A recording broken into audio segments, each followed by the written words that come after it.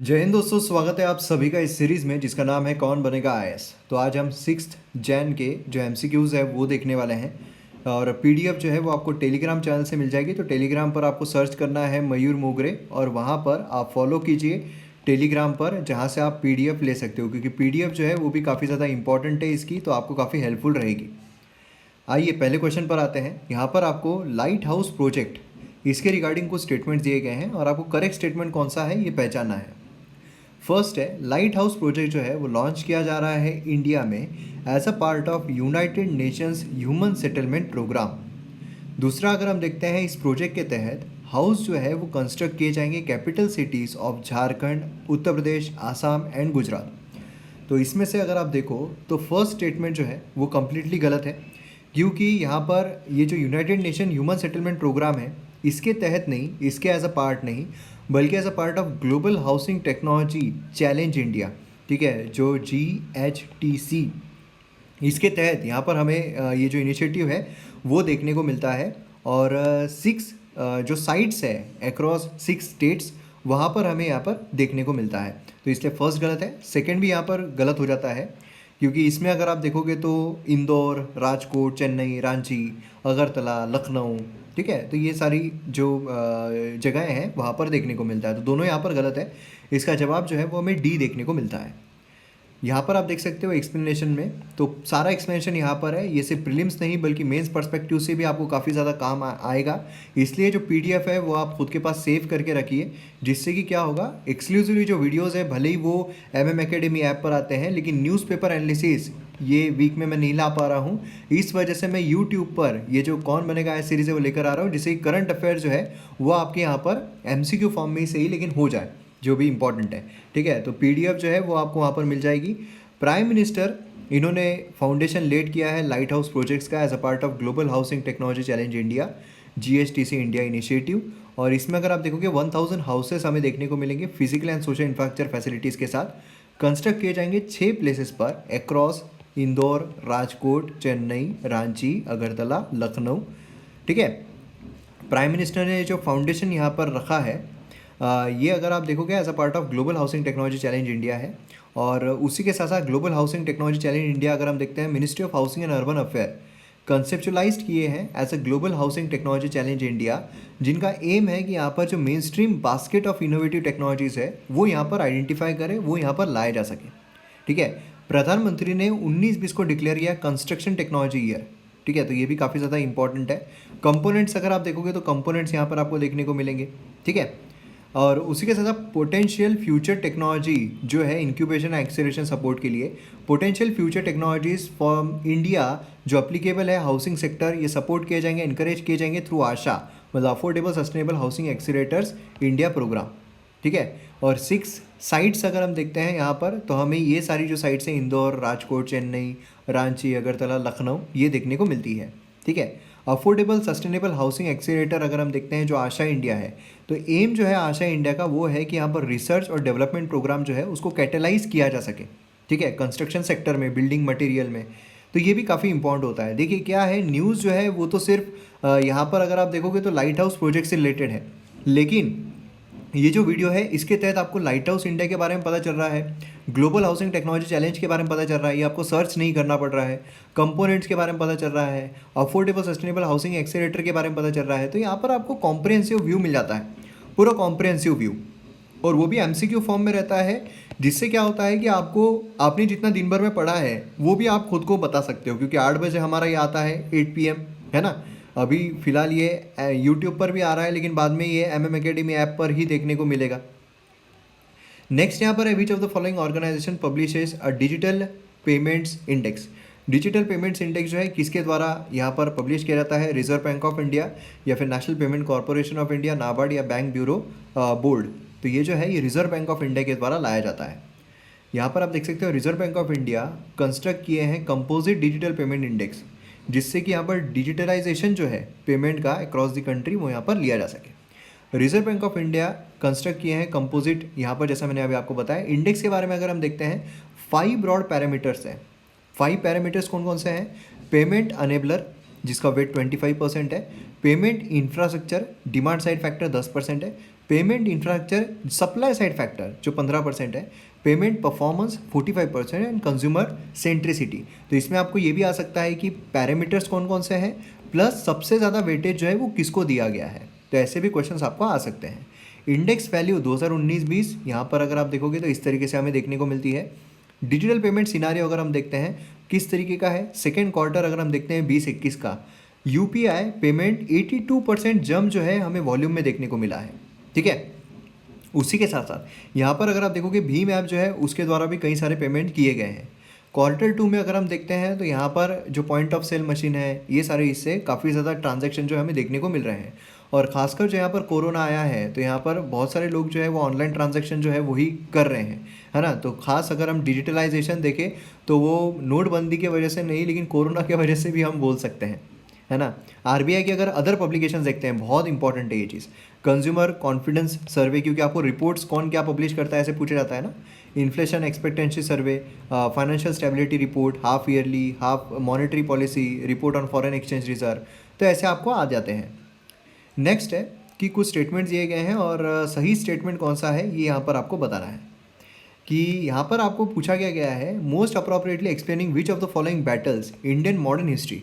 यहाँ पर देखिए GS1 अगर आप देखो मॉडर्न हिस्ट्री, उसके बारे में अब आपको यहाँ पर क्वेश्चन आया है कि ये जो स्टेटमेंट्स है कौन से बैटल के बारे में हमें बताता है। ठीक है, ये जो बैटल है फॉट किया गया था between Peshwa forces and British 1818 में। पहली सेंटेंस से आप अगर पिछले साल से भी करंट अफेयर फॉलो कर रहे हो तो पहली सेंटेंस में आपको पता चल जाना चाहिए कि भाई साहब हम यहाँ पर बात कौन से इसकी कर रहे हैं।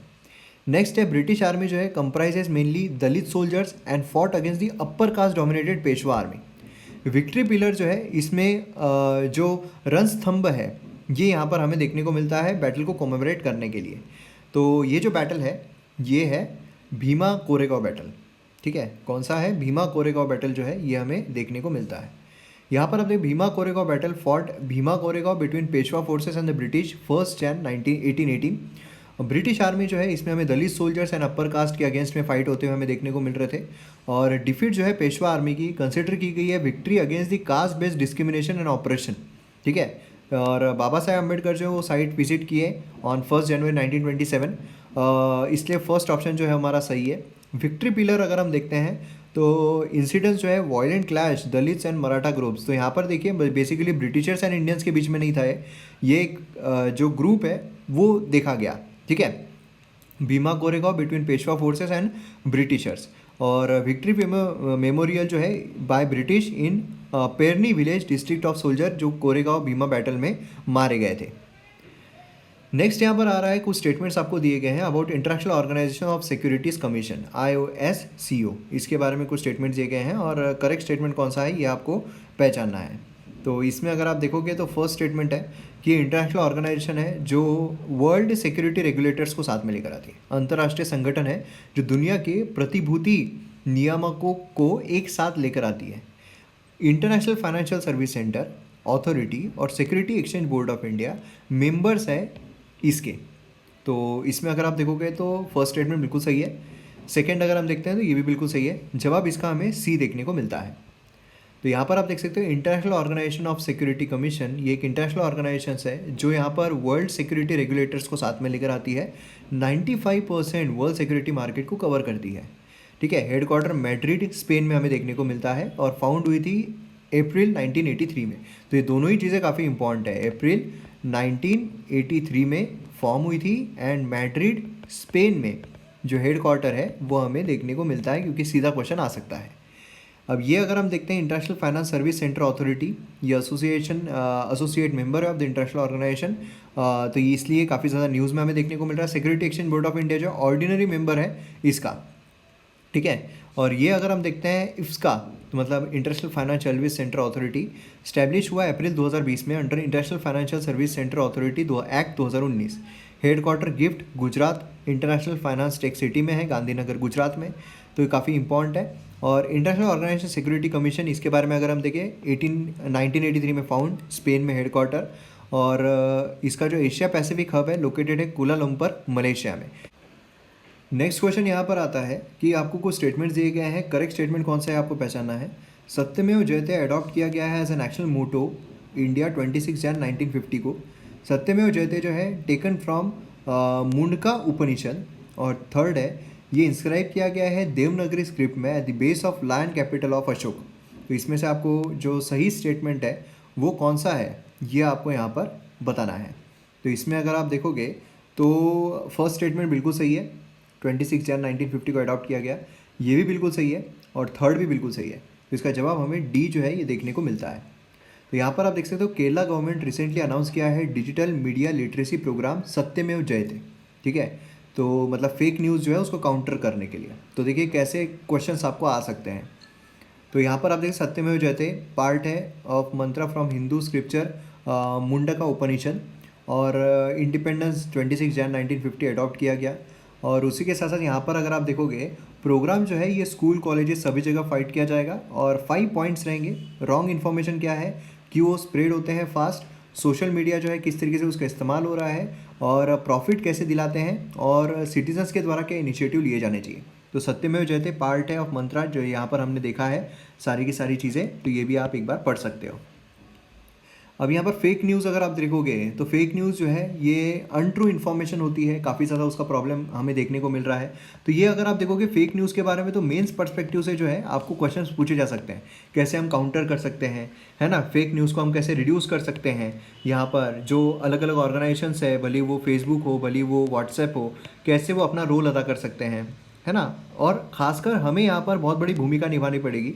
जो भी हमारे पास पिक्स आ रही है, जो भी हमारे पास इन्फॉर्मेशन आ रही है, हम फॉरवर्ड करने से पहले उसको एक बार देख ले कि सच है या नहीं है। ठीक है, नेक्स्ट यहाँ पर with reference to trans fatty acids आपको कुछ स्टेटमेंट्स दिए गए हैं, करेक्ट क्या है ये आपको बताना है। फर्स्ट है natural trans fatty acids present होते हैं मीट्स में एंड डेयरी प्रोडक्ट्स में, एडवर्स इफेक्ट होता है ह्यूमन बॉडी पर।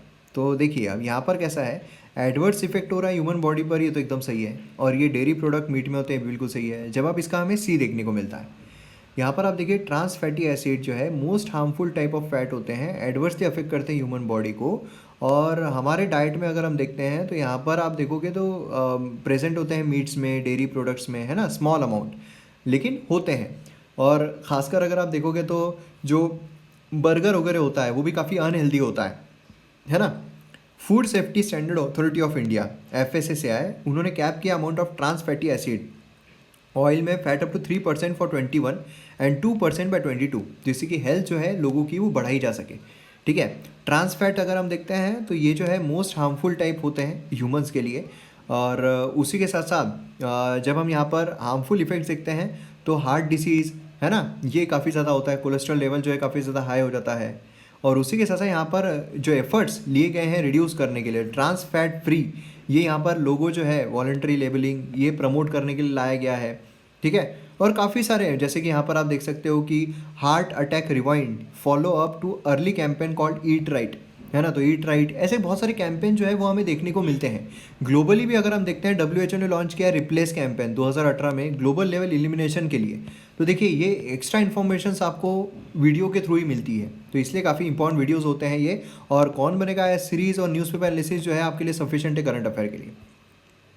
नेक्स्ट क्वेश्चन यहाँ पर आपको कुछ स्टेटमेंट दिए गए हैं और आपको यहाँ पर नॉट करेक्ट कौन से हैं ये बताना है।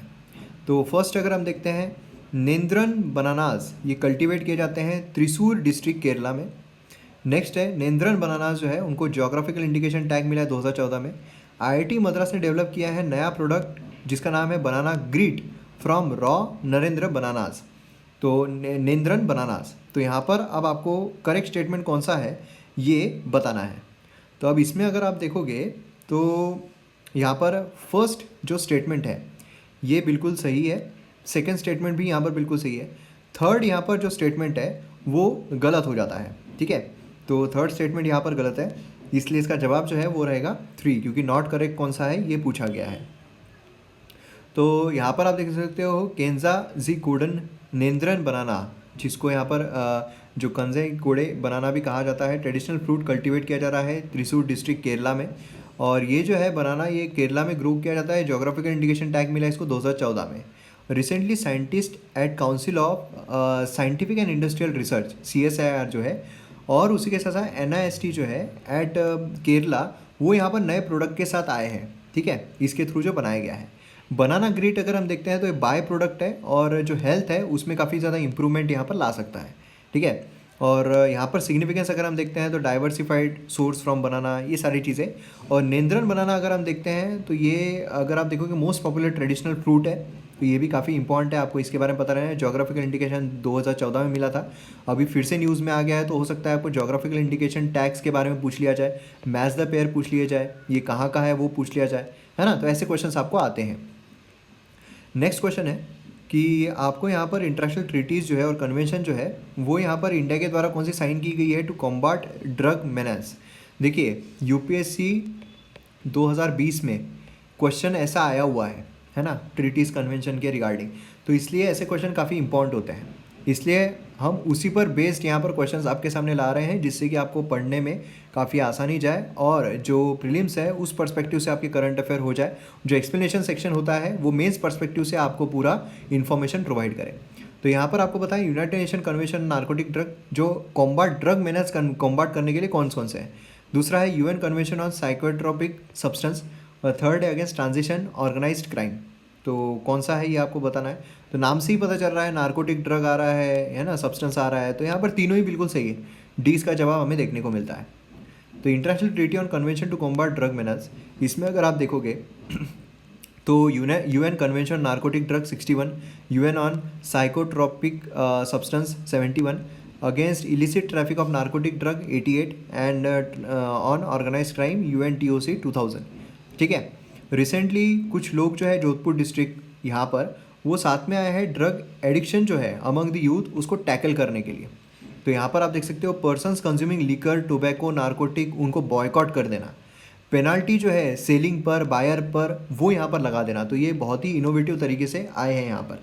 ड्रग एडिक्शन क्योंकि बहुत बुरी तरीके का हो रहा है ना हमारे यहाँ पर, अगर आप देखोगे जो बॉलीवुड सेलिब्रिटीज़ है वो यहाँ पर आ रहे हैं, मतलब किस तरीके का असर पड़ रहा है। Golden triangle, golden crescent area, है ना, ये हमने न्यूज़पेपर में कवर किया था, ये आपको पता रहना चाहिए। As per report magnitude of substance जो इंडिया में यूज़ होता है रिलीज़ किया जाता है All India Institute of Medical Science के द्वारा। तो इसमें अल्कोहल जो है मोस्ट अब्यूज सब्सटेंस है इंडिया में। ठीक है, 5 crore Indian reported to have use cannabis यहाँ पर हमें देखने को मिल रहा है। ठीक है, और उसमें भी अगर आप देखोगे पंजाब, आसाम, दिल्ली बहुत ज़्यादा हमें इन एरियाज़ में देखने को मिलता है। मेजर रीजंस क्या है ड्रग अब्यूज़ के, मेंस पर्सपेक्टिव से बहुत इंपॉर्टेंट है। यहाँ पर पीयर्स में एक्सेप्टेड रहना, इकोनॉमिक स्ट्रेस यहाँ पर इंक्रीज़ हो रही है, कल्चरल वैल्यूज़ चेंज हो रहे हैं, एक्सपेरिमेंटेशन करना कि चलो यार देख लेते हैं, प्लेजर जो मिलता है, इनफेक्टिव पुलिसिंग जो हमें देखने को मिल रही है ना, ये सब की वजह से। और उसकी वजह से accidents, injuries, domestic violence, relationship affect होना, हेल्थ पर अफेक्ट होना, ये सारी चीज़ें हमें देखने को मिलती है। चैलेंजेस जो है यहाँ पर कर्व करने के, तो अगर आप देखोगे लीगली काफ़ी मतलब हो नहीं पा रहा है, इसलिए तो इतने सारे एक्टर्स लोग जो है वो यहाँ पर कर रहे हैं, तो मतलब क्या है फिर, है ना। तो इसलिए ये काफ़ी इंपॉर्टेंट हो जाता है कि हम क्या करें इससे रिलेटेड। ऐसे भी क्वेश्चंस आपको आ सकते हैं मेंस में। नेक्स्ट है विथ रेफरेंस टू रेलटेल, आपको कुछ स्टेटमेंट्स दिए गए हैं। रेलटेल जो है Maharatna centre public centre enterprise है, ये सिलेक्ट की गई है for the implementation of Bharat net project. तो इसमें अगर आप देखोगे तो हमारा जो फर्स्ट स्टेटमेंट है यहाँ पर, फर्स्ट स्टेटमेंट गलत हो जाता है, क्योंकि यहाँ पर अगर आप देखोगे मिनी रत्न है, महारत्न नहीं है, मिनी रत्न है। ठीक है, सेकंड बिल्कुल सही है, 20 का जवाब हमें देखने को मिलता है। तो यहाँ पर आप देख सकते हो रेलटेल मिनी रत्न है, category 1 central public sector enterprise. ठीक है, और यहाँ पर अगर आप देखोगे तो प्रपोजल यहाँ पर रखा गया है, education is plan for equipping rural schools. Okay, तो ये चीज़ काफ़ी ज़्यादा इंपॉर्टेंट है। रेलटेल अगर हम देखते हैं मिनी रत्न है, it is an ICT information communication technology provider. ठीक है, तो ये भी काफ़ी इंपॉर्टेंट है। लास्ट क्वेश्चन हम आ रहे हैं विथ रेफरेंस टू लाइटनिंग, कुछ आपको स्टेटमेंट दिए गए हैं। पहला है कोलिजन बिटवीन, ये भी GS1 ज्योग्राफी पर्सपेक्टिव से काफ़ी इंपॉर्टेंट है, स्टैटिक रिलेटेड आता है। Smaller ice crystals and larger one the cloud generate the electric spark. दूसरा है डिफरेंस जो है electrical charge between top and bottom of cloud, यहाँ पर लाइटनिंग होती है, और जो है गुड कंडक्टर है इलेक्ट्रिसिटी का। तो इसमें अगर आप देखो तो सभी स्टेटमेंट बिल्कुल सही है, इसका जवाब हमें डी जो है ये देखने को मिलता है। तो यहाँ पर आप देख सकते हो कि जो रिपोर्ट पब्लिश की गई है उसके तहत यहाँ पर हमें देखने को मिलता है नंबर ऑफ डेथ जो है लाइटनिंग स्ट्राइक की वजह से रिड्यूस हुए हैं नियरली 37%। ठीक है, तो यहाँ पर अगर आप इसके बारे में देखो, जिन्होंने रिपोर्ट पब्लिश की है नॉन प्रॉफिट ऑर्गेनाइजेशन है जो इंडियन मेट्रोलॉजिकल डिपार्टमेंट के साथ काम करती है। तो अगर आपको याद हो हमने लाइटनिंग के बारे में ऑलरेडी न्यूज़पेपर में डिटेल में देखा हुआ था। ठीक है, यहाँ पर लाइटनिंग की वजह से काफ़ी डेथ जो है वो हमें देखने को मिलती है। और लाइटनिंग अगर हम देखते हैं, very rapid and massive discharge of electricity atmosphere में, ठीक है। हमारी अर्थ जो है गुड कंडक्टर है, तो वहाँ पर वो सीधी बहते हुए आती है और बीच में जो कोई भी आता है हाई वोल्टेज होता है भैया मर ही जाता है सीधा, ठीक है। तो इस तरीके से हमें देखने को मिलता है। ज्योग्राफी में लाइटनिंग जो है इससे रिलेटेड हम डिटेल कॉन्सेप्ट जो है वो कवर करने ही वाले हैं, तो इस तरीके से हमें यहाँ पर देखने को मिलता है, ठीक है। बाकी मेंस में आपको इससे रिलेटेड क्वेश्चन जो है वो आ सकते हैं, क्यों होता है, किस लिए होता है, कैसे हम इससे बचा सकते हैं, डिजास्टर मैनेजमेंट में ये चीज़ें आ जाती है, तो इस तरह के क्वेश्चन आपको आ सकते हैं, ठीक है। मोस्ट लाइटनिंग एक्टिविटीज़ जो है अर्थ पर, वो शोर ऑफ द लेक माराकैबो वेनेजुएला यहाँ पर होता है। ये भी एक पॉइंट काफ़ी इंपॉर्टेंट है प्रीलिम्स पर्सपेक्टिव से, ठीक है। तो यहाँ पर हमारा वीडियो जो है वो खत्म होता है। वीडियो पसंद आया तो शेयर भी ज़रूर कीजिए। मिलते हैं हम अगले वीडियो में। जय हिंद।